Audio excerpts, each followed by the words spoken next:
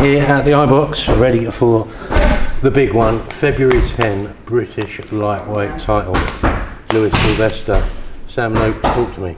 Yeah, it's going to be a good fight. I mean, it's what I've been wanting. I've been wanting the British title for a little while now. It's also a fighter in the top 10. I think he's ranked 8th and I'm 5th, so it's 50-50 on paper, and I'm looking forward to getting in there and getting that title and bringing it back to Maidstone. You said to me last year, but you were keen to move into more domestic type fights. Does that give you a bit of an extra spice sort of thing? Yeah, of course it does. I mean, like, the harder the fight, the more motivated you are for it. I mean, obviously I've never not trained hard, but you know, like when you ain't got an opponent 2-3 weeks out, it's a bit hard to get up for it, you know. But obviously we've known about this fight for a little while, and yeah, been training all over Christmas. Had watched what I was eating Christmas Day and that, but we're well worth it in the end. I must admit, I haven't seen a lot of anything of Sylvester, to be honest. What can you tell us about him? He's a good fighter. He moves very well. He beat Adam Cope. Cope, a couple of fights ago, which is a good win for him, and then he got a good stop against Jimmy first. Yeah, so he's been in there with good opposition, so I'm not expecting no walkover. I know he's going to be coming to win. I know he's going to be training hard, but obviously we're training harder for that, exactly. So, and I think it's probably one of the only fights that we sort of know what's going to come. Like, obviously he's going to try and nick around, light on his feet, good mover, good defence. He's more a boxer, yeah. Yeah. So we're just going to have to try and close the gap down, and same as usual, isn't it? Business as usual. So he'll look at your fights and think, I better get on my toes even more, sort of. It'd be nice if he didn't. But listen, we both got our styles. I'll come forward and he's a good mover. I think we're going to play to our strengths, aren't we? So. How do you see this as your toughest fight so far? Oh, without a doubt, it's the toughest fight to date. I mean, I always take it that sort of way anyway. Like even Carlos Perez last time round, I would have said that would have been a really hard fight. Like we watched him with Corey Gibbs, and Corey Gibbs is a good fighter. Do you know what I'm saying? And we watched him win a few rounds, and I thought, God, this is going to be a little bit tricky. But it didn't seem that way. And I mean, if this goes the same way, I'll be a happy man. But I'm preparing for 12 hard rounds. You heard us just talking with Henry just then about, you know, the class of 2019. You know, you're now getting into more serious sort of stuff, aren't you? Yeah, we're all coming. All those who sort of started around the same time, not even in the gym, just on Frank's stable. You see now all the fights, like Ethan James is in a tough fight. Everyone's getting tough fights. It's good. It's good to see that everyone's progressing well, you know.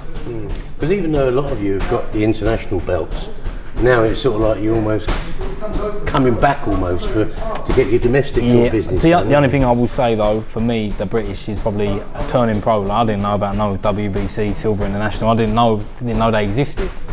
Obviously, it's always good to get a green belt, and I'm very happy with getting that belt. But you know, like everyone knew about the British title. You know what I mean? So I'm looking forward to fighting for that. I think it's a great honour, and I want to thank Frank and Francis for getting that over the line for me. I think where Frank was clever with all the fighters is, if he just set you on the road for a British title and you won it, and then you wanted to move on, it's a bloody long way because you haven't got a ranking, you haven't got anything. Yeah.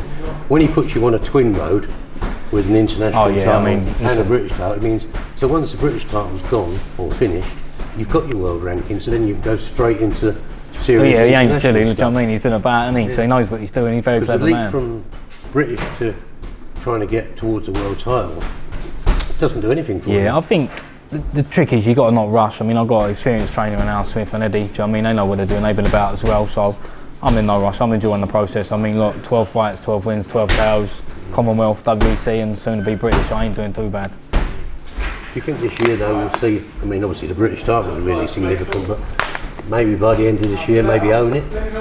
Yeah, hopefully, yeah, keep busy enough. I mean, obviously with what's going on out in Saudi and all the other shows and that now, there's plenty of shows being put on. So I reckon it's going to be a big year. I think a very big year. Hopefully a life-changing one. I want to ask you something. I mean, the Mark thing seemed to fizzle out and people stopped talking about it. You both stopped talking about it. It just seems to have come back to the surface over the last couple of months. Is there a reason for that? Well, I think what it is obviously beforehand. Like we've probably got, how long has it been now? 3 years? Well, it's been a while. 3.5 years since we've been talking about that fight. It sort of disappeared, didn't it? Yeah, but I mean now we're sort of getting to the stage where that ain't long away. Do you know what I'm saying? Like possibly this year. I wouldn't be surprised if it weren't. Do you know what I mean? Obviously, if they're out in Saudi, him and Guin, so maybe the winner of that back end of the year, who knows, isn't it? So you know what this boxing game's like. You got to play by ear. Something else will come up. Something will change. So you can never get your heart set on anything happening anyway. But I don't think it's far away at all. The talk got a little bit more spiky though, didn't it? Whereas before you were both like, oh yeah, one day, yeah, we're both good lads, blah blah blah.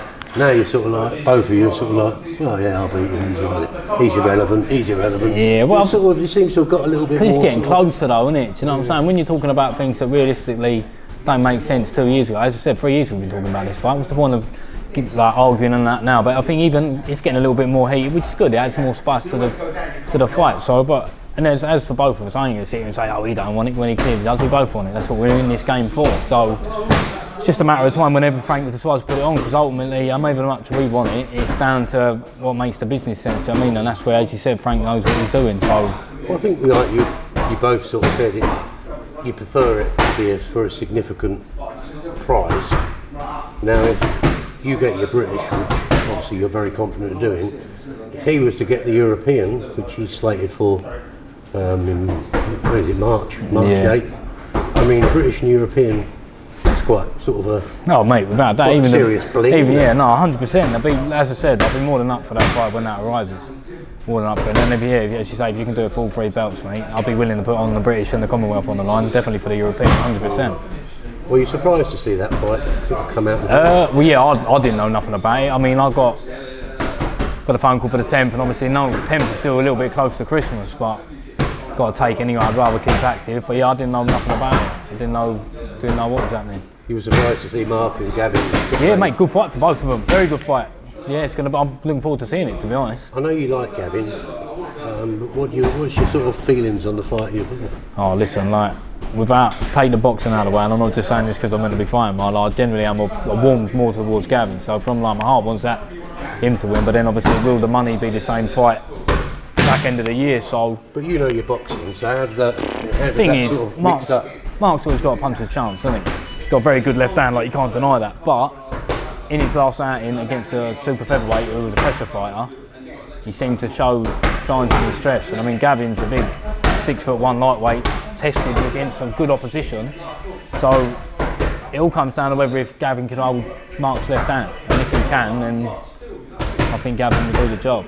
He didn't have it easy though in his last fight. He was the Italian, I can't remember his name, but he was mustard, wasn't he? No, yeah, he was good. Yeah, I mean, if you don't get to 42, 43-0 without knowing his way around, he's already been European champion. So, but I think he would be anyone's worst one. He just keeps moving, doesn't he? So. I mean, he's about 52, isn't he? Yeah, 50 saying. 47, I think he was. 47, that's incredible, isn't it? Mental, mate. Yeah. I mean, I thought was it the first round or the second round, it looked like Gav got tagged a bit, didn't it? Yeah, he's very tough and durable, Gavin, though. He's as tough as they come. You think, like, boy, he's done seven rounds of Tennyson. Yeah. James Tennyson's a serious puncher. Do you know what I'm saying? So you're leaning probably towards Gavin Gwynn? Listen, I said we were talking about it the other day, I can see both outcomes happening. Both, like, that's what I'm saying, I'm on the fence for that. And get yourself out there for it? Well, March, probably not in March, I'll probably be in camp for another fight, I reckon. Yeah. I'm going to pop out there for the Fury fight, I think watch that, but I won't go back out in a few weeks after that. Yeah, the Fury fight, yeah. So you fancy, well, come on, your thoughts on that fight? When Fury does it, I do, I think he had a bad performance against Ngannou and got that one out of the way, do you know what I'm saying? What Usyk should have done is fought with him then, and then he would have had him when he was bad, but I think he's got to hit the high bar again, isn't he, really, after that fight. He's got that perfect storm though, isn't he, where you've got people doubting him now, anyway. Like, fuels the fire though, doesn't it? Do you know what I mean? Fuels the fire. And then all of a sudden, like, he's going to come back and they go, wow, you know, Tyson, you know. That's what I'm saying, you can see it happening, can't you? And then he would be saying he said it all along anyway, but we'll see. You do have off nights, don't you? Mate, everyone does. You can't, it's not just a straight road to the top, is it? You have little dips now and then, but he won still, so that's the main thing. Is he too big for Usyk? With his skill set as well? I think he will be hard, but I mean, he's a very big man, isn't he? The size difference is massive, but Usyk knows what he's doing, isn't he? I mean, so just see, it's another good fight. So what are you going to do, about it for a week, or? Just go out there on the Thursday to the Monday. Just go and give it a taste? Yeah, have a little look, see what it's all about out there. Yeah. Good man. Well, good luck on February the 10th. Thank you very much. I'm pretty sure you're going to bring us that title back. I hope so, mate, I hope so. I'm sure your mum will be pleased. Oh, she'll be buzzing. That's the only one she said you can leave that down in the living room. That's what she reckons. Is that the only one of your little trophies she has in there? Yeah, well, the other ones don't match the colour, does it? But I don't think she minds for the British. Sorry, just finally, what's Shan up to at the moment? He had a good year as well, didn't he? Yeah, so he had a good few wins after that, a couple of good knockouts, probably the best out of the family. He has, he'll tell you that himself anyway. He was supposed to be the technical one, wasn't he? Yeah, he can bang though. We come from good stock, me and Sean. But yeah, he injured his thumb, didn't he? He had an operation. So he had the pins out 8 weeks before the start of the year. So then he had a rest out, and he's back sparring this week now. And he said he's feeling good. So we'll see when he's done it. That stuff, is it? Nah, this point was rushing back. I mean, because we'd have said, it weren't that bad, but he ended up having pins and everything in there. He did. It's horrible.